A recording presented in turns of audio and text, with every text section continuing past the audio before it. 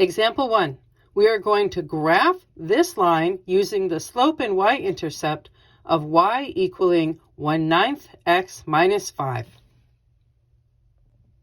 It might be a good idea just to write down the slope-intercept form of the equation right above the equation that you are needing to analyze, just so you can keep your parts clear and separate. Step 1, let's find your y-intercept, b.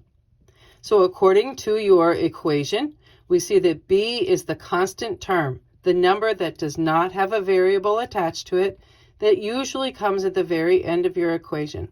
In our equation, our y-intercept b is that of -5. And we learned in the introduction that you then come over to your graph, and here on the y-axis, we find this value of b, which happens to be a -5, and we plot it. Now that we know where to begin with the y-intercept b, we can then proceed forward and move using our slope. The slope that we have in this particular equation, in the m position, it is the coefficient of our variable x, is 1/9. Let's talk about how to use the slope for just a moment before we actually do it. Your slope might be positive or negative.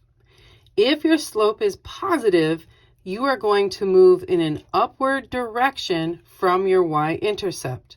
If your slope is negative, you are going to move in a downward direction from your y-intercept.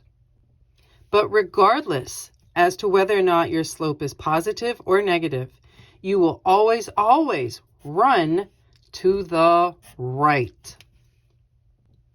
Now that we have clarification on how our slope works, let's go and use it. So our slope is positive, which means that the rise of 1 will move upward and our run of 9 will run to the right. So we count that out from the y-intercept that we started with in step 1.